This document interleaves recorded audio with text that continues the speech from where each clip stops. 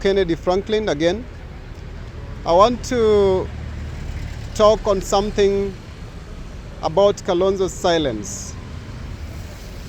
It is not bad. It is true that Kalonzo is one of the prominent politicians in this country. Indeed, he's an icon.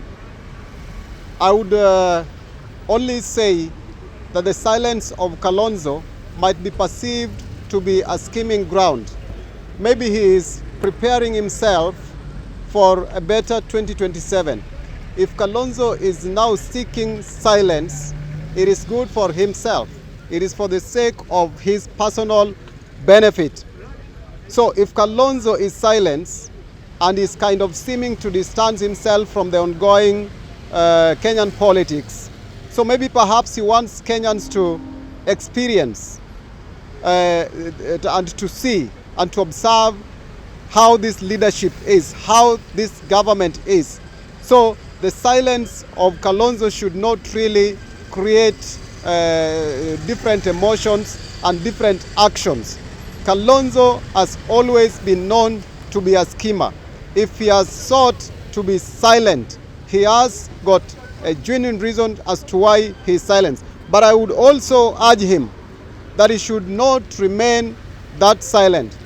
Let him start creating his ground for the next general election, because we perceive that Raila would endorse him. There is an ongoing speculation that Raila sought to endorse Kalonzo. So Kalonzo should as well come out to show Kenyans that he's a strong person, he is ready, and he's out to express his bid towards the coming general election. Kalonzo would be a very good person. He is a diplomat, he is a peaceful guy, he seems understanding, he's a man of the people. So, to me, I would urge the Right Honorable Stephen Kalonzo Musyoka to stop going into hiding and come and help Kenyans solve the current crisis in economy in this country. In my own opinion, Kalonzo is very fit to run for presidency. Some people might perceive that Kalonzo might seem weak to compete against William Samoei Ruto. But I want to challenge you that the general election that is coming, Kalonzo might shock people. Kenyans have been put into the school of thought and the school of learning.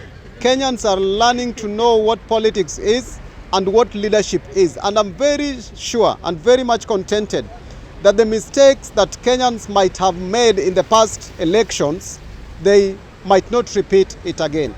So Kalonzo would be one of the best candidates for this country. If Raila seeks to endorse him, fine. If Raila seeks, like he still wants to run for presidency, he also has got a right to run for presidential position comes 2027.